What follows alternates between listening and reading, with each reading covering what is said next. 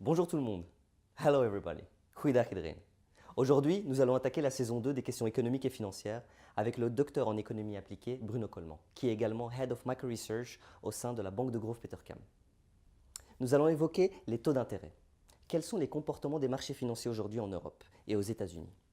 Ensuite, nous allons attaquer sur les questions de politique monétaire que les États-Unis ont mis en place ces derniers mois. Également, nous essayerons de comprendre quelles sont les projections de la Banque centrale européenne au sein même de son continent. Par la suite, nous allons évoquer les relations commerciales qui existent entre la Chine et les États-Unis.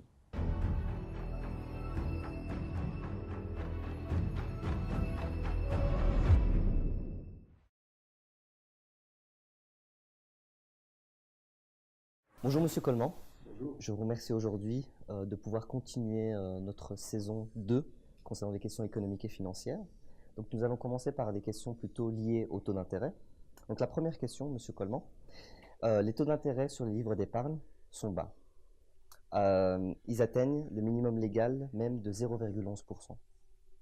Alors qu'il y ait quelques anticipations haussières des taux. Est-ce que vous pensez que c'est lié à la concurrence typiquement belge, premièrement?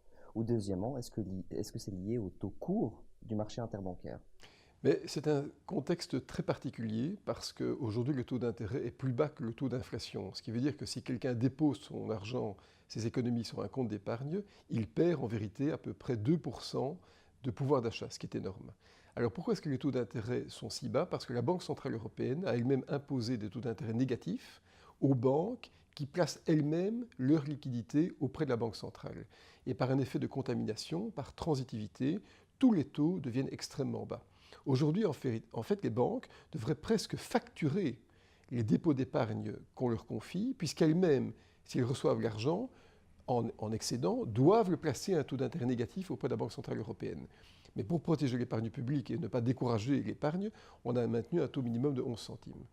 Ce taux va encore pendant très longtemps rester bas, pendant à mon avis 2-3 ans, parce que je crois qu'il faudra attendre 2020, voire peut-être 2021, avant que la Banque centrale européenne n'augmente ses taux à court terme pour qu'ils deviennent de nouveau nuls ou positifs, et seulement à ce moment-là, très lentement, le taux d'intérêt va augmenter. Mais ce n'est donc pas une question de concurrence entre les banques, c'est plutôt une question de contexte général des taux d'intérêt.